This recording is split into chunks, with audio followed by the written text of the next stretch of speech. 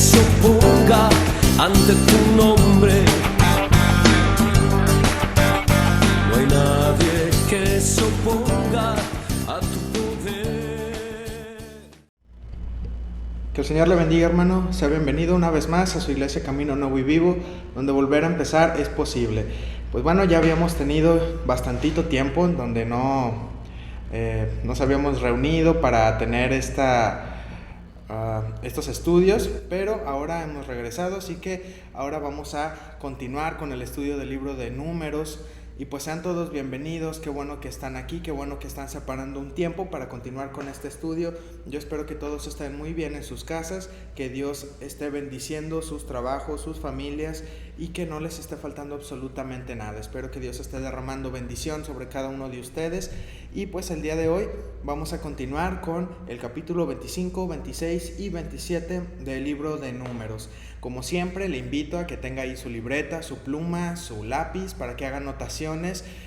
También le recuerdo que si estamos usando una versión diferente o uso un libro extra, una versión extra de la Biblia, se lo estaré comunicando para que no vaya a sacarse de onda, ¿verdad? También recordarle que si uso alguna palabra o necesito profundizar en alguna palabra o alguna frase, pues con mucho gusto antes de esto se los estaré anunciando.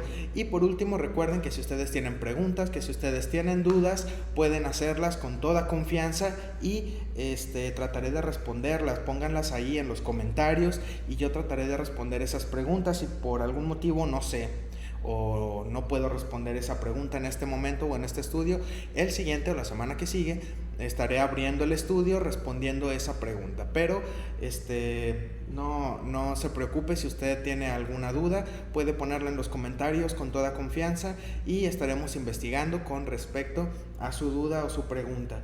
Y pues bueno, antes de comenzar voy a iniciar con una oración y después estaremos entrando directamente a los capítulos que vamos a ver el día de hoy. Así que vamos a orar.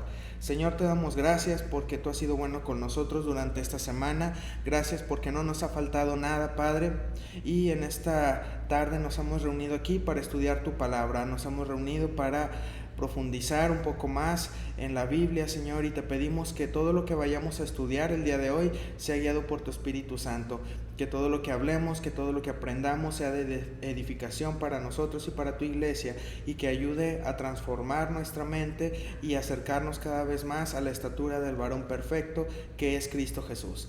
Te pido, Señor, que tú estés con las personas que están en este estudio, Señor, con las personas que están tomándose este tiempo para entrar a este estudio y con las personas que lo harán más tarde, Señor, o en otro día por motivos de ocupación o de trabajo. Señor, también quédate con ellos y que tu Espíritu Santo los guíe en todo momento.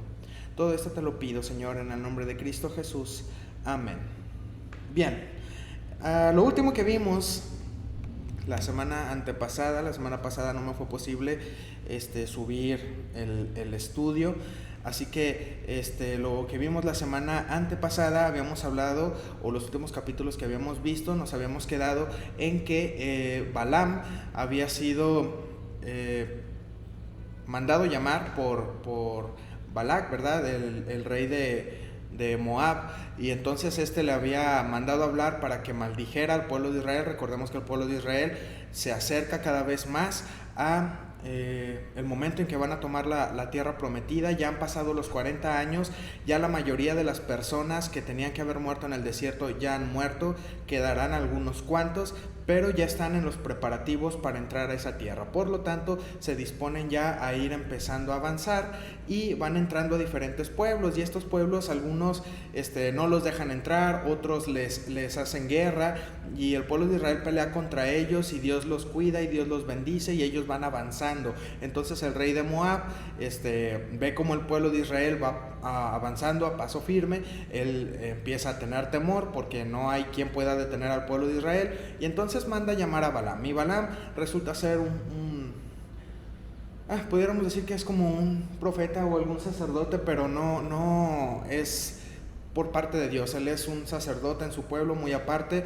Habíamos hablado que él es la Torá nos menciona que muy probablemente él venga de la familia de Labán, el suegro de Jacob, y que entonces a raíz de ese momento de que Jacob sale de tierras de su suegro Labán, queda en malos términos con él, ¿verdad? No salen del todo bien y se genera un odio o un resentimiento hacia Jacob, y eso se va pasando de generación a generación hasta llegar con Balaam. Al momento en que Balaam escucha que el pueblo de Israel va a pasar por ahí y le hablan para maldecirlo, Balaam está más que puesto para hacerlo, pero primero Dios habla con él, ¿verdad? Y Dios le dice que no lo maldiga, que ese pueblo él lo va guiando, pero Balaam busca siempre la manera de maldecir al pueblo de Israel.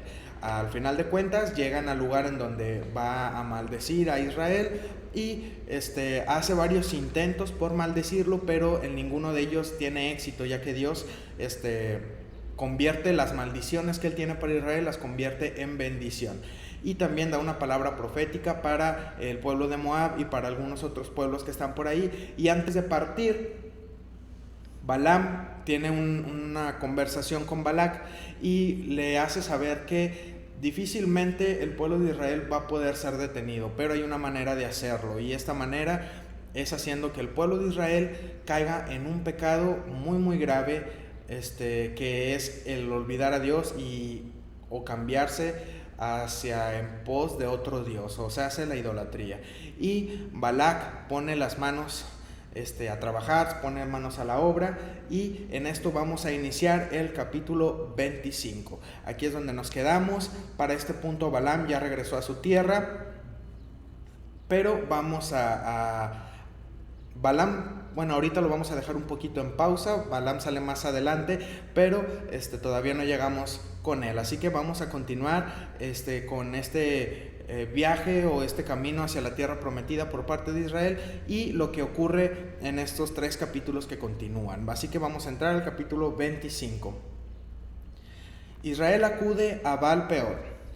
Moraba Israel en Sittim, y el pueblo empezó a fornicar con las hijas de Moab, las cuales invitaban al pueblo a los sacrificios de sus dioses, y el pueblo comió y se inclinó a sus dioses. Así acudió el pueblo a Baal Peor, y el furor de Jehová se encendió contra Israel. Y Jehová dijo a Moisés: toma a todos los príncipes del pueblo y ahórcalos ante Jehová delante del sol, y el ardor de ira de Jehová se apartará de Israel.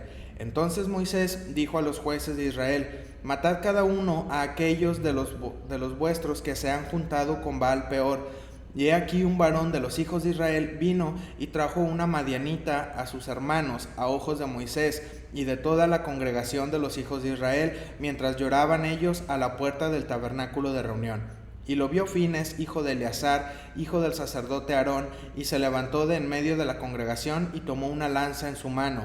Y fue tras el varón de Israel a la tienda, y los alanceó a ambos, al varón de Israel y a la mujer por su vientre, y cesó la mortandad de los hijos de Israel.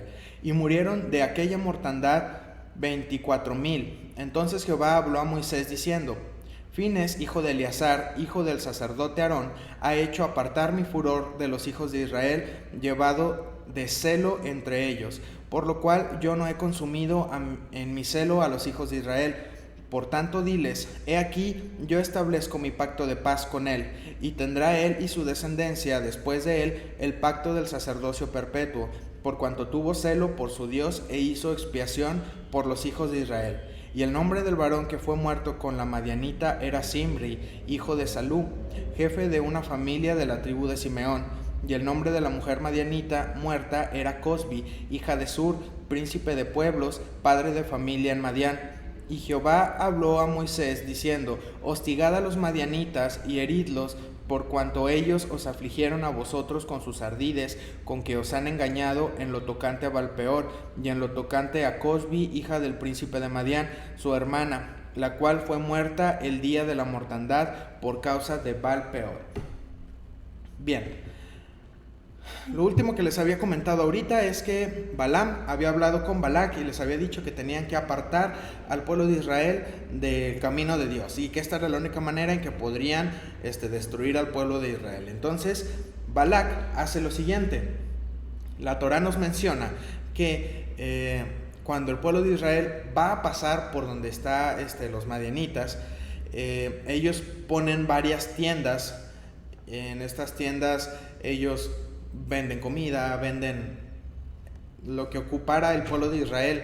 Y entonces, al momento en que llegan los hijos de Israel a ese lugar y entran a las tiendas para comprar o para abastecerse de alguna cosa, se dan cuenta que en la tienda hay varias mujeres con muy poca ropa, ¿verdad? Y estas mujeres los invitan a las partes traseras de las tiendas para tener relaciones sexuales con ellos. Ahora, ellos van y tienen relaciones sexuales con estas mujeres, pero estas mujeres al terminar les mencionan que ellas están adorando a Baal-peor. Baal-peor era una deidad del pueblo de Moab, y los israelitas, o más bien la forma de adoración para Baal-peor era de manera sexual y era con muchas perversiones sexuales. Entonces, lo que hacían estas personas era que tenían relaciones encima del ídolo o encima de la estatua de Baal-peor, ¿verdad? Los israelitas pensaban que esto era una manera de denigrar o de afrentar al ídolo, ¿verdad? El tener relaciones sexuales encima o sobre el ídolo. Pero la verdad es que esta era la manera de adoración que tenían con referente a Baal-peor. Entonces, por medio de este engaño, es que la ira de Jehová se enciende para el pueblo de Israel y empieza una matanza. Y entonces Dios habla con Moisés y le dice: dile al pueblo o a los príncipes del pueblo que todos aquellos que tuvieron que ver con Baal-peor, que tuvieron que ver con estas mujeres y se entregaron a tener relaciones con ellas, tienen que morir ahorcados. La pena de muerte era que ellos primero iban a ser lapidados y después ahorcados. Entonces, Moisés habla con cada uno de los príncipes o de los jueces de Israel, y estos le tienen que ayudar a matar a estas personas, ¿verdad? No es un trabajo solamente de Moisés. Pero continuamos con el relato, y dice más bien que vino un israelita de nombre Zimri. Zimri era de los hijos de Simeón. Entonces él llega con Moisés, y la Torá nos dice que él llega con esta mujer que es madianita, y le dice a Moisés: oye, pues es que yo me quiero casar con ella, dame chance. Y Moisés le dice que no hay manera en que él se pueda casar con esa mujer, porque esa mujer es una mujer impura, es una mujer que no pertenece al pueblo de Israel, es una mujer pagana, entonces no puede no puede casarse con ella. Entonces él le responde a Moisés, o él le argumenta a Moisés que como él sí se pudo casar con una madianita, ¿verdad? Refiriéndose a Séfora. Recuerden que Séfora es madianita, y el lugar en donde están ahorita es precisamente cerca o de donde sale Séfora y Jetro, ¿verdad? El suegro de Moisés, los madianitas. Entonces, la diferencia aquí era que Séfora, por voluntad propia, había decidido convertirse a la fe del pueblo de Israel. Entonces, Séfora había aceptado todo lo que el pueblo de Israel decía, estaba a favor o cumpliendo la Torá, los mandatos que ellos o que Dios le daba al pueblo, muy diferente a esta mujer que había traído Zimri, esta mujer llamada Cosbi. Ella no tenía ninguna intención de convertirse o de hacerse del pueblo de Israel. Ella simplemente quería ahí pasar el rato y tener intimidad con este israelita, y todo esto era con el objetivo, no lo pierdan de vista, de hacer que Israel peque y se vaya a la idolatría y también a las relaciones sexuales que no tenían o que no podían relaciones sexuales que una estaban fuera del matrimonio y otra que eran con pueblos que no deberían de juntarse, pueblos que Dios ya les había advertido que no tuvieran nada que ver con ellos. Entonces, después de esta argumentación que le hace Zimri a Moisés, Zimri se va, no le importa que Moisés le haya dicho que no, y se mete a su tienda con esta mujer madianita para tener relaciones sexuales. Aquí vemos un comentario de Leslie que dice: Zimri significa el elogiado y Cosbi exuberante, o sea, sí era guapa. La tradición judía dice que Cosbi era hija de un príncipe madianita y una hermana de Séfora, nieta de Jetro. Incluso se dice que intentó seducir a Moisés sin éxito. Bueno, eso sí no lo sabía. Ok, bueno, entonces estos entran a su tienda para tener relaciones, pero en el momento en que Zimri está hablando con Moisés y que lleva a esta mujer para presentarla a Moisés, ¿verdad? Y Moisés ya le dice que no, también ahí lo ve otra persona más, y este es Fines. Fines es hijo del sacerdote Eleazar, que a su vez es hijo de Aarón. ¿Qué pasa con Fines? Fines,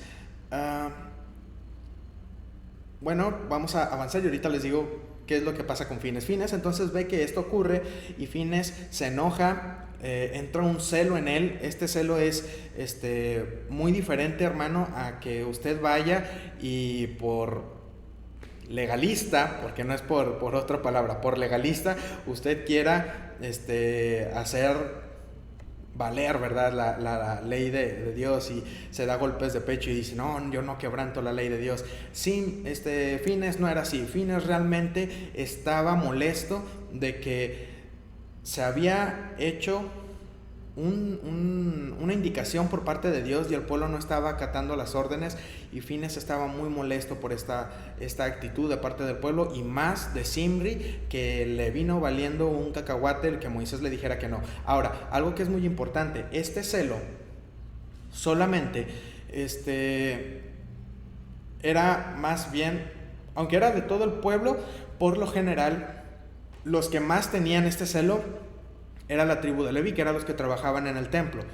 Pero Fines no trabajaba en el templo, a pesar de que él era de los hijos de Aarón, era más bien nieto de Aarón.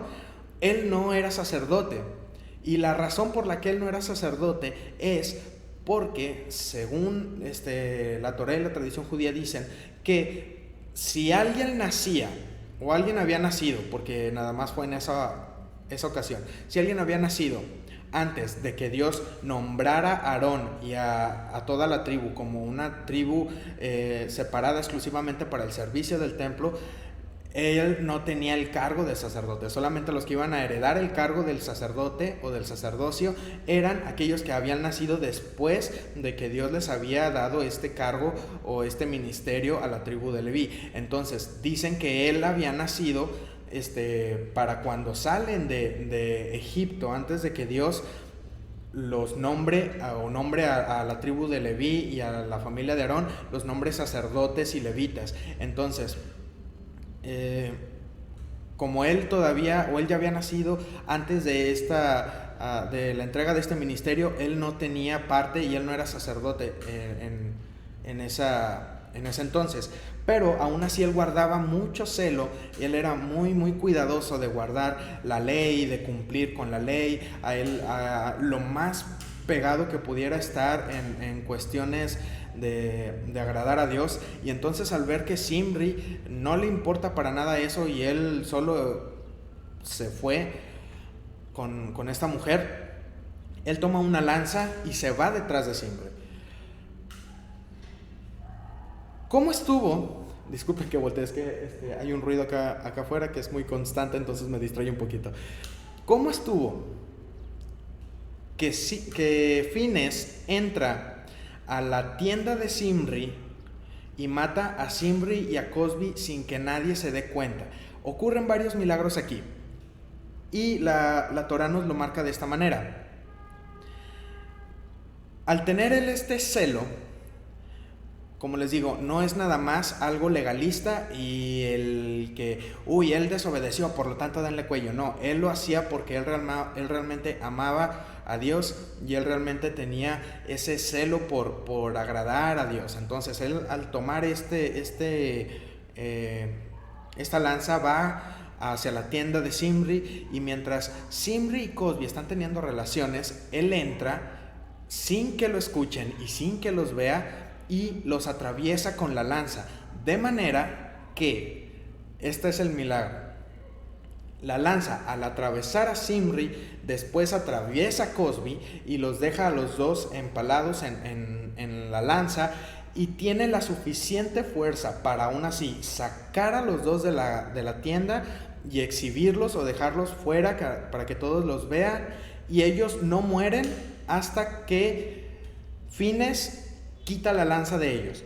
Imagínense cómo está esto, que están ellos en su carpa o en su tienda, él llega, los atraviesa con su lanza, aún ahí atravesados, él los saca, la lanza no se rompe y él los lleva. Ellos ya hubieran muerto en todo ese camino, pero no mueren hasta que él quita la lanza. Y ahora ustedes pudieran haber dicho, pero es que él se aventó por puro impulso, eso también era como que un castigo para Fines, porque él mató sin ninguna consideración. Pero la Biblia nos habla de que cuando ocurre esto y ellos mueren, la mortandad que había, o el furor o la ira de Jehová se detiene hacia el pueblo de Israel. Fines termina con la ira, o gracias a la acción que hace Fines al querer guardar y al agradar a Dios, se detiene esta matanza hacia el pueblo de Israel, y Dios le dice a Moisés que gracias a eso se detiene la matanza, ¿verdad?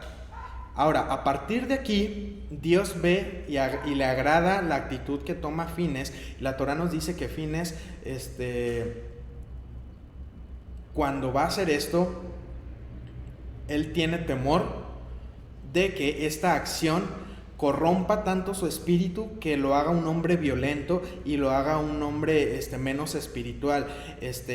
No crean que él se abalanzó así nada más de que sin pensarlo, sino que él, a pesar de que iba valientemente a terminar con Zimri y con Cozbi, él iba con ese temor de que lo que voy a hacer sin duda va a lastimar o va a perturbar mi espíritu de cierta manera, que me va a volver un hombre violento y puede producirme algún mal. Entonces Dios le dice a Moisés, dile que su espiritualidad no va a cambiar en lo más mínimo. Él ha hecho algo bueno, entonces no va a cambiar en lo más mínimo. Pero esto también nos habla a nosotros en el aspecto en que, hermanos, nosotros podemos decir que hoy vamos a defender con capa y espada a nuestra fe y que por eso podemos actuar como lo hace Fines. No, la Torá nos menciona que cuando alguien hacía esto, era alguien que realmente tenía un celo por la palabra o por la ley de Dios. Si tú no tenías ese celo realmente, mejor ni lo hagas, porque sí iba a haber una consecuencia. En este caso, Fines, si no hubiera tenido este celo y nada más por un arranque lo hubiera hecho, hubiera tenido consecuencias. Pero él sí tenía este celo por cuidar lo que Dios les había mandado. Entonces, es por eso que no ocurre esto. Y aparte Dios le dice a Moisés que desde ese momento Fines ahora entra a ser sacerdote. Él ahora, a pesar de que él había quedado fuera del ministerio por haber nacido antes, esta acción le permite ingresar al ministerio y hacer parte del sacerdocio en el pueblo de Israel. Vamos a ver un comentario que nos dice Leslie aquí. Leslie nos dice: Fines sabe que ya va a entrar a conquistar la tierra y necesitarían hombres para pelear, pero todos estaban muriendo por pecar. Eso despierta el celo santo en él, como si dijera, su pecado no va a echar a perder mi propósito y esfuerzo para entrar a la tierra que Dios me dio. Y eso agradó a Dios, exactamente. Bueno, entonces a partir de aquí, Fines ahora tiene pacto con Dios y el sacerdocio va a estar en su familia de manera perpetua. Aparte de esto, Dios le dice ahora a Moisés, bueno, ya que se detuvo la mortandad, hay un pasaje, no recuerdo si es en Romanos, Pablo habla acerca de este acontecimiento y Pablo da una cifra diferente a lo que hay aquí. Aquí dice que en el versículo 9 habían muerto 24,000 y Pablo nos menciona que fueron 23. ¿Está mal la cifra o qué pasó? No, sino que nos explica también que muy probablemente es que estos 1,000 que faltaban sucedieron al día siguiente, no fueron todos el mismo día. Permítanme tantito.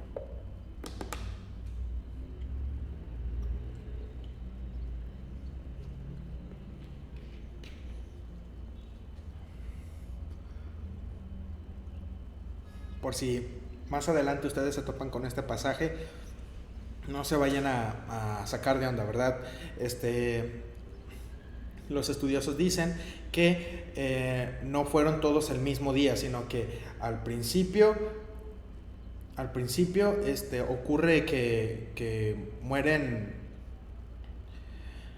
23 y los 1,000 que faltan son al día siguiente.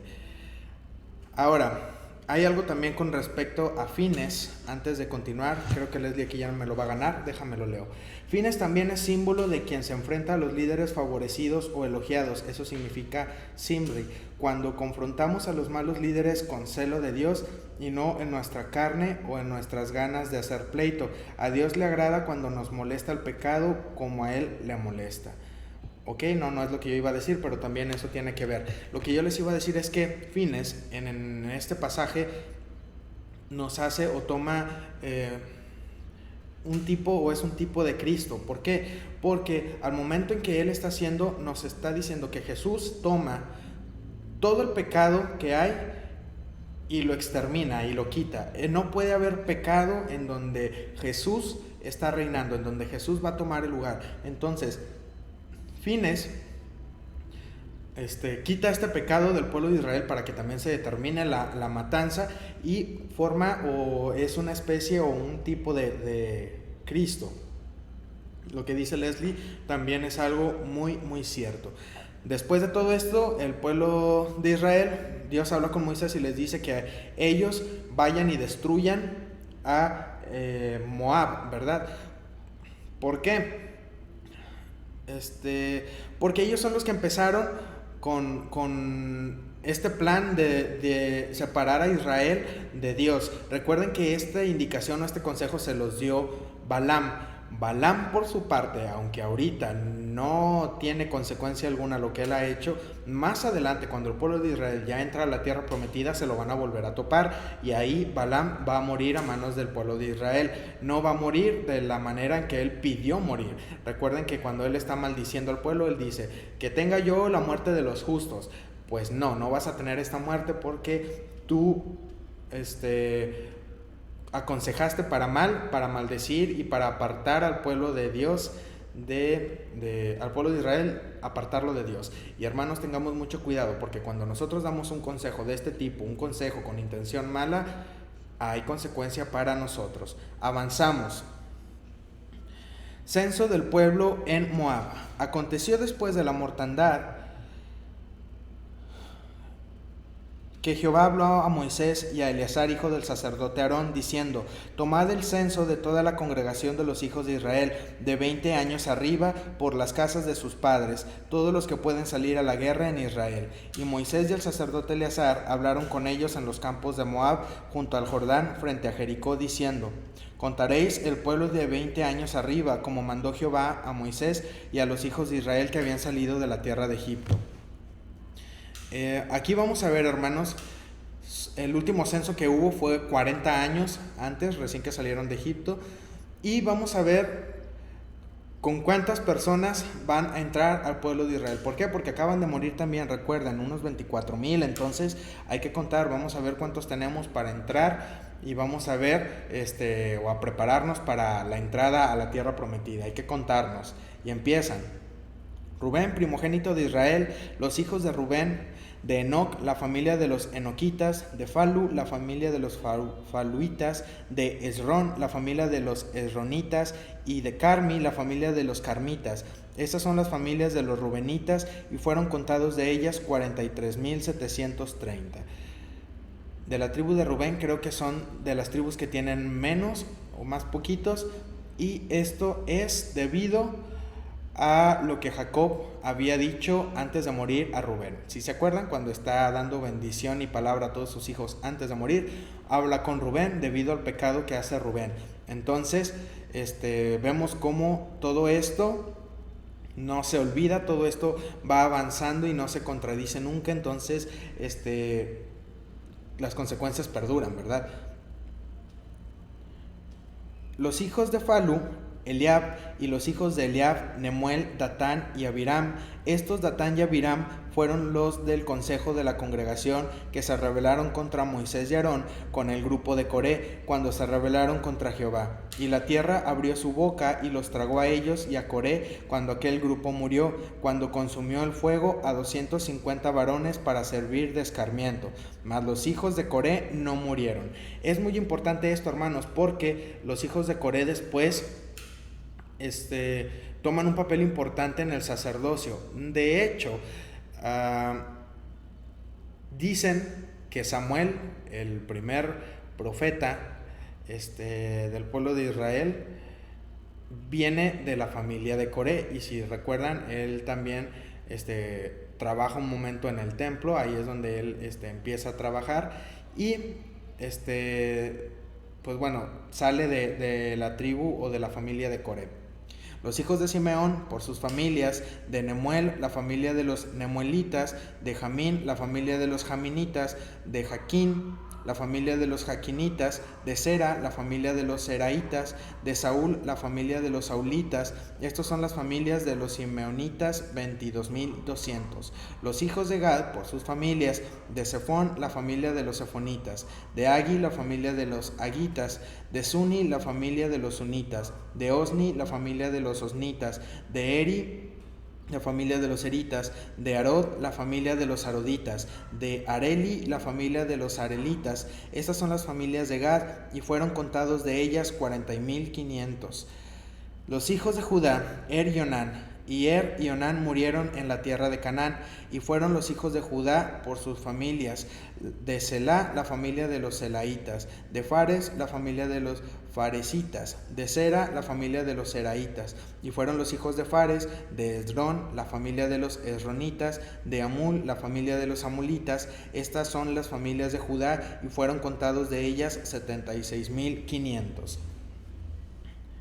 Los hijos de Isaacar, por sus familias: de Tola, la familia de los tolaitas; de Fua, la familia de los funitas; de Jasub, la familia de los jasubitas; de Simrón, la familia de los simronitas. Estas son las familias de Isaacar, y fueron contados de ellas 64,300. Los hijos de Zabulón, por sus familias: de Sered, la familia de los sereditas; de Elón, la familia de los elonitas; de Jalel, la familia de los jalelitas. Estas son las familias de los zabulonitas, y fueron contados de ellas 60,500. Los hijos de José, por sus familias: Manasés y Efraín. Los hijos de Manasés: de Maquir, la familia de los maquiritas. Y Maquir engendró a Galad; de Galad, la familia de los galaditas.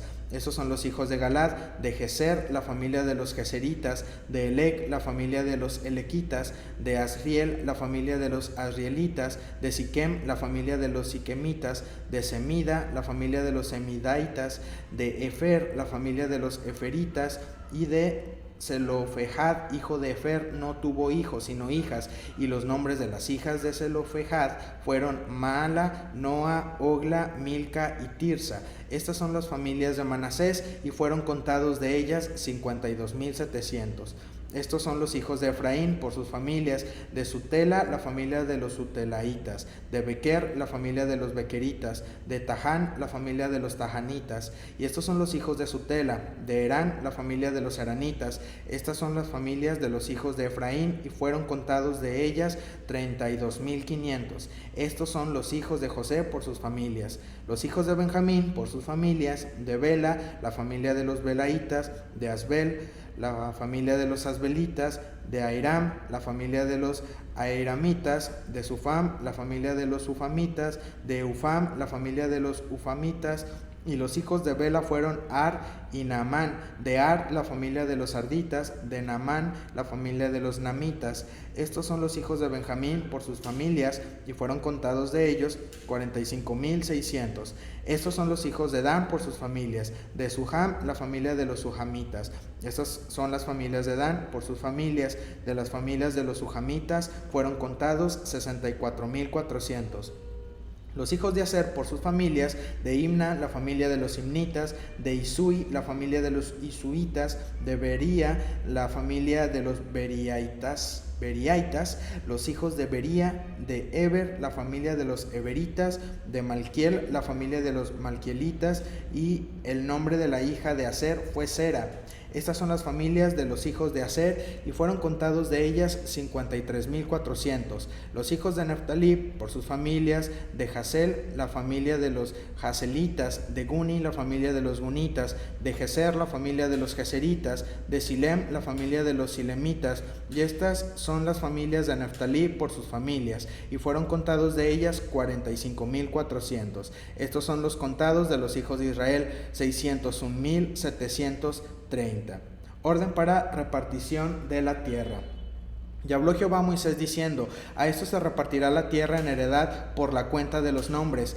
A los más darás mayor heredad, y a los menos menor, y a cada uno se le dará su heredad conforme a sus contados. Pero la tierra será repartida por suerte, y por los nombres de las tribus de sus padres heredarán. Conforme a la suerte será repartida su heredad entre el grande y el pequeño. ¿Qué es esto, hermanos? Esto quiere decir que al momento de entrar a la tierra prometida, se iban a repartir la tierra con la tribu que más tuviera hombres, o que fuera más gente. Esa iba a tener un espacio o una tierra más grande que una tierra que tuviera menos personas, ¿verdad? Y se lo iban a repartir echando suertes. No crean que esto iba a ser un piedra, papel o tijera o un disparejo. ¿Cómo hacían esto? Bueno, ¿recuerdan el Urim y el Purim? Urim y Tumim. Estos los traía el sacerdote, eran unas piedras que traía el sacerdote en el pectoral. Y recuerden que ellos pedían consejo a Dios y las piedritas se iban encendiendo, ¿verdad? Entonces, había dos piedritas que eran las respuestas o las indicaciones que les iba a dar Dios. Lo que quería decir en sí que no era que echaran suertes tal cual, sino que lo consideraban o lo hablaban con Dios, y Dios o el Espíritu Santo, en este caso, les decía qué hacer. Y cuando aquí se está diciendo que se echaba suerte, era esto, el hecho de que ellos iban a hablarlo con Dios por medio de estas dos piedras, y estas piedras les iban a dar la indicación de cómo se iban a ir repartiendo las tierras, ¿verdad? O el territorio. Los contados de los levitas, por otro lado, recuerden que la tribu de Leví se contaba aparte, y ellos no iban a tener una ciudad para ellos. Los contados de los levitas por sus familias son estos: de Gerson, la familia de los gersonitas; de Coat, la familia de los coatitas; de Merari, la familia de los meraritas. Estas son las familias de los levitas: la familia de los libnitas; la familia de los hebronitas; la familia de los malitas; la familia de los musitas; la familia de los coreitas. Y Coat engendró a Amram. La mujer de Amram se llamó Jocabed, hija de Leví, que le nació a Leví en Egipto. Esta dio a luz de Amram a Aarón y a Moisés y a María su hermana. Y a Aarón le nacieron Nadab, Abiú, Eleazar e Itamar. Pero Nadab y Abiú murieron cuando ofrecieron fuego extraño delante de Jehová. De los levitas fueron contados 23,000, todos varones de un mes arriba, porque no fueron contados entre los hijos de Israel, por cuanto no les había de ser dada heredad entre los hijos de Israel. Ellos los cuentan diferente. El censo que estamos hablando con el resto de las familias son de 20 años arriba, y ellos los cuentan desde que son unos bebés, de un mes arriba. Recordemos que ellos no van a ir ellos no tienen tierra, más bien, por lo tanto se cuentan de manera diferente. Caleb y Josué sobreviven. Estos son los contados por Moisés y el sacerdote Eleazar, los cuales contaron los hijos de Israel en los campos de Moab, junto al Jordán, frente a Jericó, y entre estos ninguno hubo de los contados por Moisés y el sacerdote Aarón, quienes contaron a los hijos de Israel en el desierto de Sinaí, porque Jehová había dicho de ellos: morirán en el desierto, y no quedó varón de ellos sino Caleb, hijo de Jefone, y Josué, hijo de Nun. ¿Qué estamos diciendo aquí? Para este punto ya no queda ninguno de los que habían salido de Egipto, de la primera generación. Los que están ahorita son los hijos de ellos, y estos ya murieron todos. Los únicos que sobreviven son Josué y Caleb, porque recuerden que ellos confiaron en Dios al momento de ir a reconocer la tierra prometida, y no dieron un pronóstico pesimista, sino que ellos animaron al pueblo a que confiaran en Dios, en que la tierra ya era suya, pero el pueblo decidió escuchar a los demás espías, y por esta razón es que ellos sobreviven y son parte del pueblo que entra a la tierra prometida. Ahora, recordemos que cuando estaba ahorita leyendo todas las personas del censo, nos hablaba de una persona en particular llamada Zelofehad. Zelofehad no tuvo hijos, solamente hijas, y estas eran Maala, Noa, Ogla, Milca y Tirsa. Y vamos a ver que ellas tienen algo que hacer o algún papel importante en estos capítulos. En el capítulo 27, con este capítulo terminamos el día de hoy, dice lo siguiente: vinieron las hijas de Zelofehad, hijo de Efer, hijo de Galad, hijo de Maquir, hijo de Manasés, de las familias de Manasés, hijo de José, los nombres de las cuales eran Maala, Noa, Ogla, Milca y Tirsa, y se presentaron delante de Moisés y delante del sacerdote Eleazar y delante de los príncipes y de toda la congregación a la puerta del tabernáculo de reunión, y dijeron: nuestro padre murió en el desierto, y él no estuvo en la compañía de los que se juntaron contra Jehová en el grupo de Coré, sino que en su propio pecado murió y no tuvo hijos.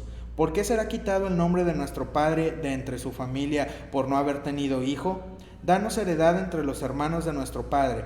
Y Moisés llevó su causa delante de Jehová. Y Jehová respondió a Moisés diciendo: bien dicen las hijas de Zelofehad, les darás la posesión de una heredad entre los hermanos de su padre, y traspasarás la heredad de su padre a ellas. Y a los hijos de Israel hablarás diciendo: cuando alguno muriere sin hijos, traspasaréis su herencia a su hija. Y si no tuviere hija, daréis su herencia a sus hermanos. Y si no tuviere hermanos, daréis su herencia a los hermanos de su padre. Y si su padre no tuviere hermanos, daréis su herencia a su pariente más cercano de su linaje, y de éste será. Y para los hijos de Israel esto será por estatuto de derecho, como Jehová mandó a Moisés. Ok, este israelita, Zelofehad, dicen que él fue... ellas están diciendo que no murió o que no fue parte de los que se rebelaron con Moisés, pero exactamente aquí Leslie se nos está adelantando. Algunos estudiosos dicen que Zelofehad es el hombre sorprendido cortando leña en el día de reposo. Si ustedes recuerdan, cuando Dios les está dando indicaciones al pueblo de Israel acerca del día de reposo, de que no hagan nada en ese día y todo, unos israelitas le llevan a un hombre, a Moisés, le dicen que fue sorprendido cortando leña en el día de reposo. Algunos dicen que este hombre era Zelofehad, aunque hay otra postura u otra teoría que dice que Zelofehad muere en una ocasión en donde, al saber que ya estaban cerca de la tierra prometida, recuerden que ellos se quedan dando vueltas en el desierto 40 años, en una de esas que están más del lado más cercano de la tierra prometida, algunos de los israelitas dicen: pues si ya estamos aquí cerquita, nos metemos nosotros y nosotros vamos haciéndonos camino entre la tierra prometida, ¿verdad? Y estos se lanzan, pero como desobedecen y se van por su propia cuenta, los matan. ¿Quiénes son los que los matan? No recuerdo bien qué pueblo es el que los mata, si es Amalek o Moab. Al momento en que ellos entran hacia esas tierras, se topan con ellos y ellos los matan. Entonces dicen que uno de estos dos casos era Zelofehad. El primero, el del hombre cortando leña, no me convence mucho, porque también recordemos que cuando hablamos de ese pasaje habíamos dicho que, o a lo mejor lo estoy confundiendo. Sí, no, discúlpame, lo estoy confundiendo. Les iba a decir que lo estoy confundiendo con el hombre, el egipcio, que sale con el pueblo de Israel, y al salir con el pueblo de Israel, se revela después y es el que empieza todo el borlote para que el pueblo de Israel empiece a decir, estábamos mejor en Egipto, y se empieza a quejar con el asunto de las codornices, lo que va a llegar a las codornices cuando tienen hambre y todo eso. Bueno, el que empieza todo esto es un egipcio, y se me confundió, perdón. Entonces, sí es probable que Zelofejad sea el hombre que estaba cortando leña en el día de reposo, o en su defecto, este otro hombre que salió por su cuenta para quedarse ya en la tierra prometida y ya no seguir dando vueltas en el desierto. Cualquiera de los dos, estas chicas nos mencionan que en ningún momento él fue parte de la rebelión contra Moisés por parte de Coré, ¿verdad? Y es por eso que le dice, y ellas le dicen a Moisés, si nuestro padre no tuvo hijos, solamente nos tuvo a nosotras, pues no va a ser justo que no tengamos heredad, porque mi papá no tuvo hijos, ¿verdad? Danos heredad con la tierra de un tío de nosotros. Y entonces Moisés consulta con Dios y Dios le dice, sí, no hay ningún problema, y que quede como estatuto perpetuo ya en la tierra de Israel, que si un hombre muere sin haber tenido hijos, pero tiene hijas, su heredad se pasa a ellas. Si no tiene ni hijos ni hijas, se va a pasar a sus hermanos. Si no tiene hermanos, entonces se pasa al pariente más cercano. Y es así como ellas se hacen de una porción para entrar a la tierra prometida, ¿verdad? Tienen ya donde quedarse. Continuamos.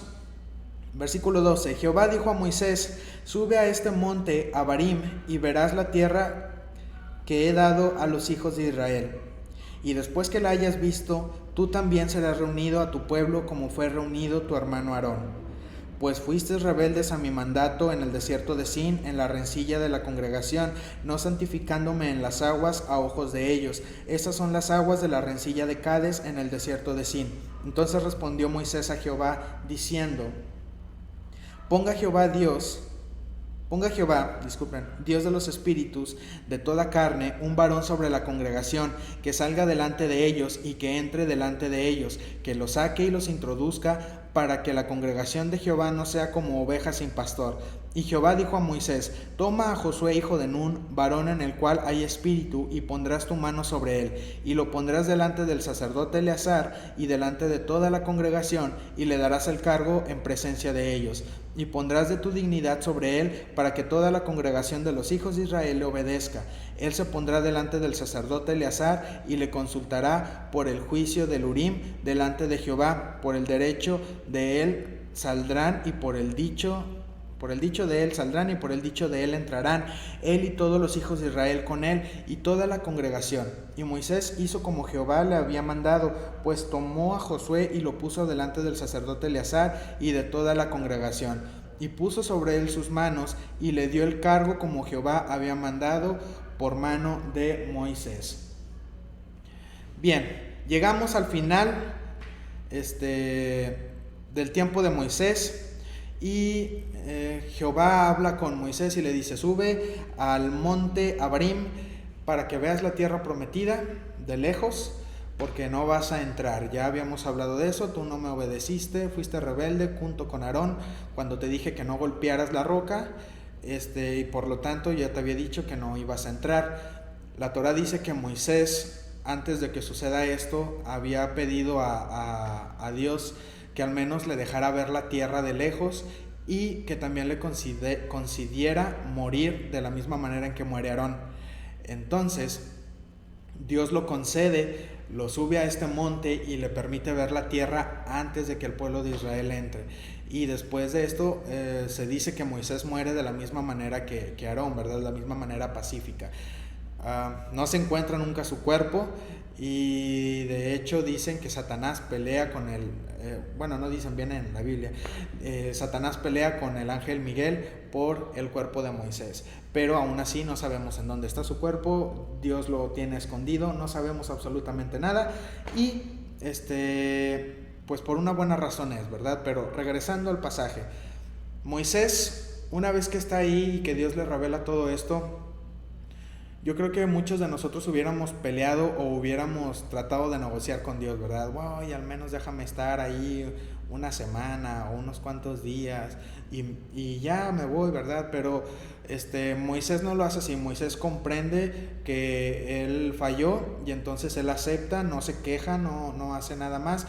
Pero hay algo que sí hace Moisés, y esto es que se preocupa por el pueblo, y al preocuparse por el pueblo, él le dice a Dios: prepara un hombre que guíe al pueblo en mi ausencia, ¿verdad? Que los introduzca a la tierra prometida y que en él haya espíritu. A lo que se refería Moisés es que él tuviera el espíritu de profecía. Ahorita les acabo de decir que cuando ellos consultaban a Dios usaban el Urim, pero en el caso de Moisés no era así. Moisés hablaba directamente con Dios, y entonces él se estaba refiriendo a esto en cuanto a Josué. Y aunque Dios muy probablemente ya le habría dicho mucho tiempo atrás que Josué era la persona que iba a continuar, que lo preparara, en este momento se lo confirma, ¿verdad? Le dice: ve con Josué, y ve con el sacerdote Eleazar, enfrente de toda la congregación. Vas a poner tu mano sobre él y vas a darle el cargo, ¿verdad? Entonces así lo hace Moisés, y Moisés al menos lo hace enfrente de todos los príncipes de la congregación. Reunir a todo el pueblo para ver esto no sería imposible, pero sí sería un poco difícil de entender, ¿verdad? No creo que llegara la voz de Moisés hasta el final. Y es por eso que en muchas ocasiones cuando se refiere a que lo hacía enfrente de toda la congregación era esto: reunía a los príncipes o a los principales del pueblo de Israel, y frente a ellos se hacían los nombramientos, se tomaban las decisiones, y ya ellos se encargaban de comunicarle a su respectiva tribu qué es lo que tenía que hacer. Entonces esto ocurre, Moisés llama a Josué y hace este cambio, le da el cargo enfrente del sacerdote, y Josué ahora está listo para tomar el lugar de Moisés. Estos últimos capítulos que quedan en el libro de Números son capítulos en donde el pueblo de Israel ya está haciendo los últimos preparativos para entrar a la tierra prometida, y vamos a ver ya están en el año 40, serían los últimos días del pueblo de Israel, tanto en el desierto. Son los últimos días de Moisés con vida, y son los primeros días de Josué como nuevo líder del pueblo de Israel. Aquí vamos a dejarlo en esta ocasión, y el siguiente miércoles estaremos continuando con los capítulos que siguen. Recordarles, hermanos, que el día de mañana tenemos nuestra reunión de oración. Si usted puede venir, hermano, le invitamos, es bienvenido. Venga a pasar un tiempo en la presencia de Dios.